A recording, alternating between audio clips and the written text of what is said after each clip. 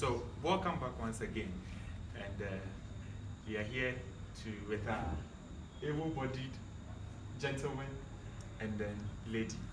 We introduce them very soon, and then we know who they are and then what they do. But as you remember from the previous interview, we spoke with our president, and then he told us what made the tour a success, the challenges that they faced, and how they mitigated them. So we are going to find out quite similar things from this group also. But before I begin, let me start from my right. So please, you introduce yourself to us. You mention your name and you tell us your position you occupy in the Association of Medical Imaging Students. I'm in the person of Eugene Caribbean, the vice president. Okay, so we have our vice president here, and then we have Mr. Okay. The financial secretary. So we have more or less like we have our president here. We also have financial secretary here, and then lastly we have Mr. Public relations officer. Oh, okay. So you have the P.R.O also here. That's going to be, we're going to have a very nice chit chat.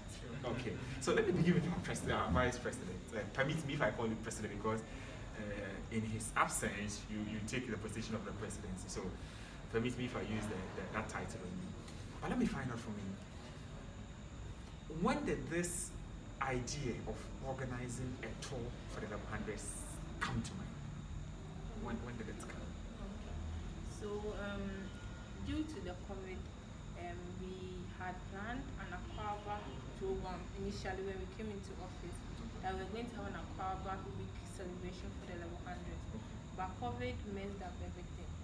So we thought of, as an executive body, what can we do to at least welcome them, make them feel okay, and then by so doing also help socialize them and make them happy and more attracted to the party. So the president came up with this suggestion, but previously there had been something like that, so at least we had something to look out to. And we were involved during that time, so at least we knew what went into it. So we all sat down as an executive body, we discussed how we go about it, and then everybody brought on the idea. The P.R.O brought the idea, the financial secretary helped us with our money issues, the organizers were fabulous, they helped with organizing the whole thing. So I would say it was an idea that was brought up by a group, and yeah, we were able to also make it happen. Okay. So because you had a precedent, he was able to guide you as to how you organize the program. That's a good one. And let me speak with our financial secretary. You know, for you to be able to organize such an event, it requires money. And I saw them being refreshed with some snack. Yeah. So let me find out. How did you manage to get the money, or if the money came from the coffers of the Association of Medical Imaging Students, how did you manage to get it? If it didn't come from them, it was sponsorship too. How were you able to negotiate for such sponsorship to be given to you? Before the whole program came out, the executive board we met and we discussed on how to fund the program, how to make it successful. I agreed on taking some 5 cash to the students. But then the board, in some paid some AMIS, the AMIS and others also paid even after the program. But okay. the executive board we are able to fund any other financial able to get money to sponsor it. Okay. We are able to get money For the program. Okay. So it means that the program was successful monetarily because you were able to get those resources from the students themselves. Okay, that's a good one. How difficult was it getting? You mentioned that some paid, and then some also paid afterwards. Yeah. So what made those people who pay afterwards pay afterwards? Why? Was it that they didn't want to pay? So what makes them pay after all? Yeah, I think some didn't hear it. Okay. And they heard later. Not all of them participate. I think majority, most of them implemented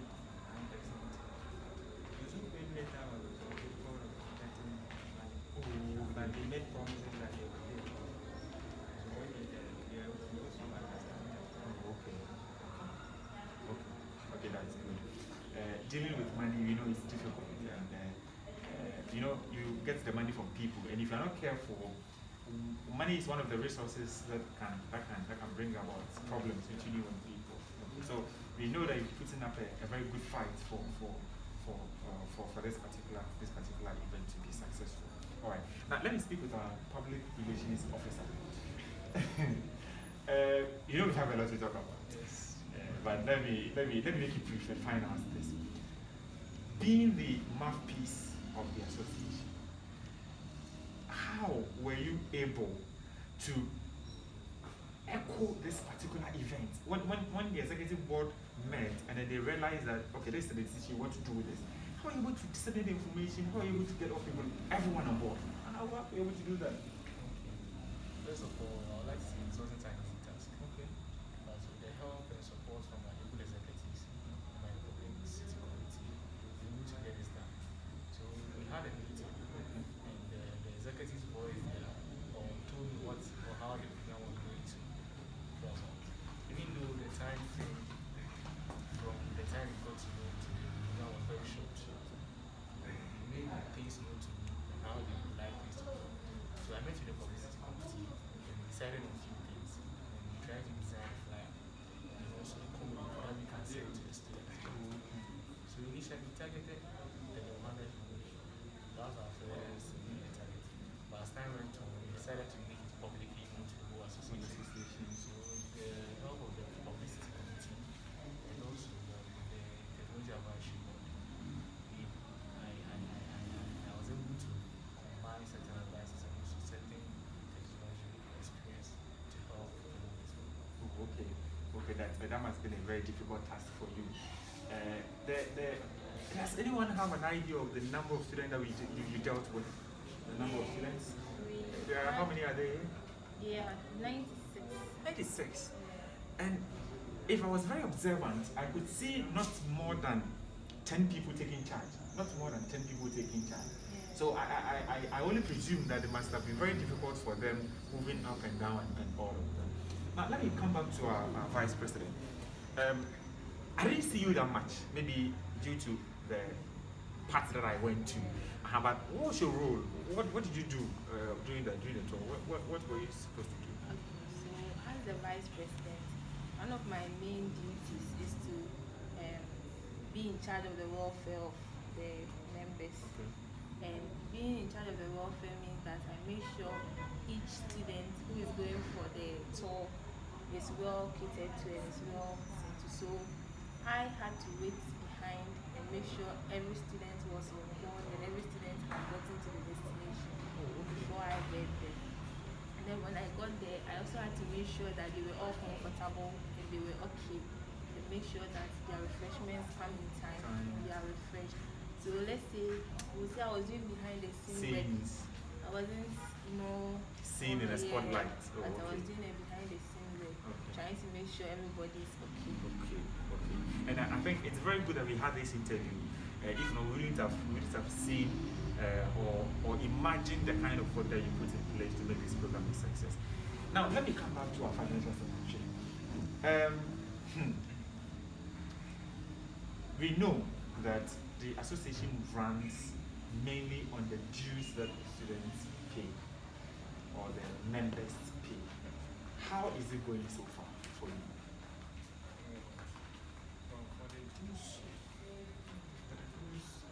we are able to get few number. We are able to get few number, but most of the level hundreds, most of them continuous next. There's few that are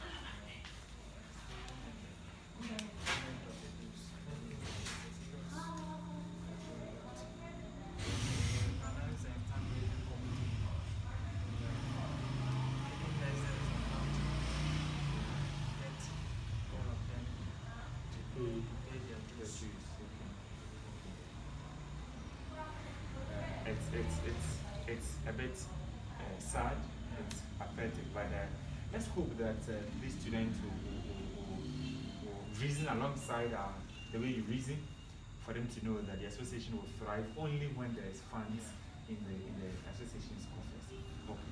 Okay. Let me finally finish with P.R.O. He knows that we have a lot of things about. I keep repeating that because he knows you have a lot of things to talk about. But finally, how many students, were you able to get all the students on board? Did you get all the level 100 students on board? Okay, so I think I was able in one of the weeks before the program, one of the days of it, when I visited their class with the organizing secretary, general secretary, to talk to them about the program. So fortunately for us, everybody met this lecturer, that's Dr. Azak. Oh, okay. And he helped us and advised them.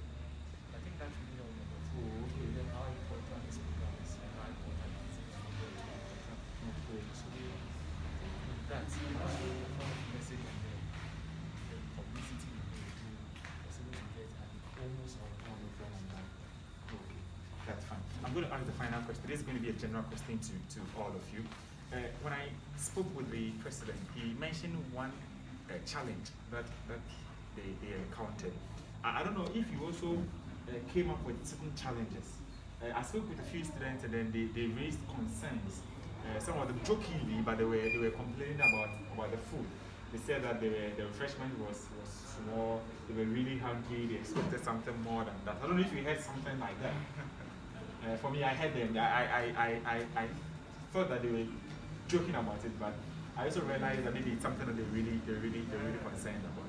And then some students also raised concerns as to the timing, the delays. Some of them even couldn't visit all the units and all of that. I don't know, did you come up with any challenge from the students? Did they raise any concerns?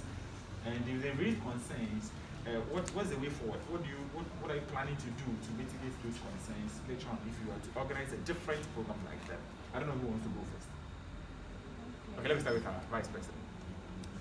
Okay, so with the concern about the refreshment, I believe that the amount they paid was what resulted in the refreshments they had, because they should take into consideration that for the transportation we took in and out, we will have to give the driver something, if not something, yeah. And then also, each student is getting a yogurt and a meat pie. Consider each meat pie to cost 1 cedi and each yogurt to cost, let's say, 1 cedi, 20 pesos.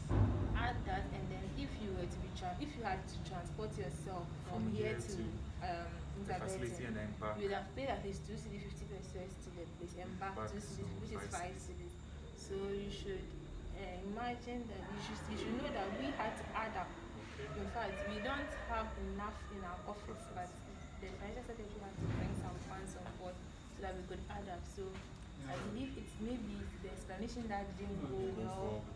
Yes, but I believe the products they got or the refreshment they got was what their money, yeah, it was fair. What their money was worth. Yes. And then with the issue of the time. Even before you continue, let me say this. You know, there's always this issue with students. No matter what you do for them, still you have complaints. And for us not to behave like we don't care about the complaints that they raise, it's very important that you address this issue. So if you're watching, don't think that they took your money and then they used it on something else. I believe that the financial secretary will prepare a report, maybe on the expenses that went on, and then if you are to juxtapose it with the amount of money that was collected, I'm sure you sit at your home and then even feel for the executives themselves, because they might have added up as the vice president said. Now you wanted to make a point. And then with the issue of the timing, it was no fault of ours. Okay. We had planned to have them transported to the place by 1:30. Okay. So that exactly at 2 p.m. we start the whole program. But they had a math class. Oh, okay. And because of that, they had to close at 1:30. And most of them didn't even get here early. And then the transportation also became quite tight because the bus was small and not large numbers. So the first batch that went, they were small. So the rotation was kind of they were not up to the number that we were expecting. Yeah. So that all added up to us The delays the that delays and everything. But we are believing that as maybe in our next program or something, we'll be able to get a full day. So that with that one, there's no way you say we are late or something. Yeah, we can start in the morning at least by 2 or 3 in the afternoon. So if you're still watching us, they have outlined some of the challenges that I'm sure you raised, and then they have addressed them. Let's also note that with every organization, humans do the programming. Humans are the ones who organize, and because we are all imperfect, you falter in one way or the other. So let's bear with them. Okay, let's bear with them. They are really doing a hard work for all of you. Let's bear with them. Now I'm going to have to end the interview here. It's been a very long day, and I think all of us are very tired. Myself, I'm very, very tired. It's rather unfortunate that no one is going to interview me to find out how it went. But that's fair. Maybe another time we can have that session. So we thank you very much, Mr. P.R.O. We thank you very much, Mr. Our Financial Secretary. We thank you very much,